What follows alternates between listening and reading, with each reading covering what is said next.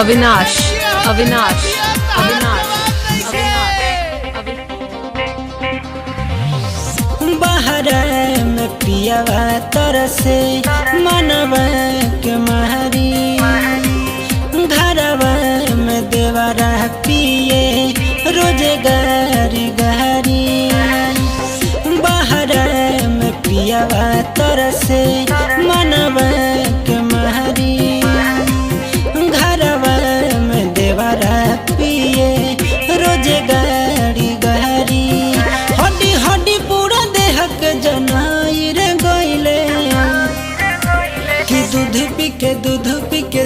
पी के देवर मोटा हई रे गइले पिया दूध बराई रे गइले दूध पी के देवर मोटा रे गइले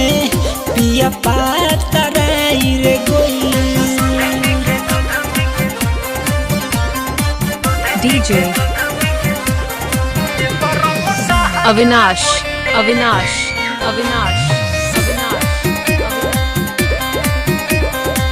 देखी के मनवा में हुक उठे मोरा हालत पियावा जवान के जब जब मन करे मुहावा लगा देवे देवारा हाथ गोरा छान के हाँ हाँ देखी के मनवा में हुक उठे मोरा हालत पियावा जवान के जब जब मन करे मुहावा लगा देवे देवारा हाथ गोर छान के हमर पिया के हिस्सा सारा खाई रे गइले तो दूध पी के देवारा मोटा हई रे गइले पिया दूध बराई रे गइले दूध पी के देवारा मोटा रे गइले पिया पातराई रे गइले।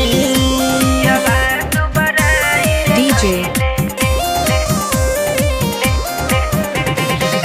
अविनाश अविनाश अविनाश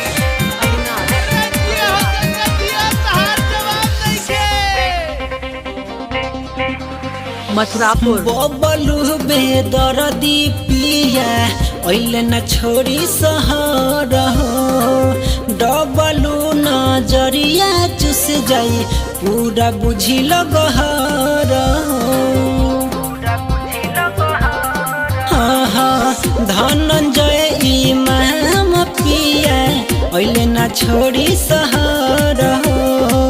डबलू नजरिया चुस जाई बुझी के लगहर हो मौका पुनित के सखिया भेटाई रे गइले कि दूध पी के देवर मोटा हई रे गइले पिया दूध बराई रे गइले दूध पी के देवर मोटा रे गइले पिया पातराई रे गइले बहरा में पियावा तरसे मनवा के महरी घरवा में देवरा पिए रोजगारी गहरी बहरा में पियावा तरसे मनवा के महरी घरवा में देवरा पिए रोजगारी गहरी हड्डी हड्डी पूरा देह के जनाई रे गइले कि दूध पी के देवर मोटा हई रे गइले पिया दूध बराई रे गइले दूध पी के देवर मोटा रे गइले अविनाश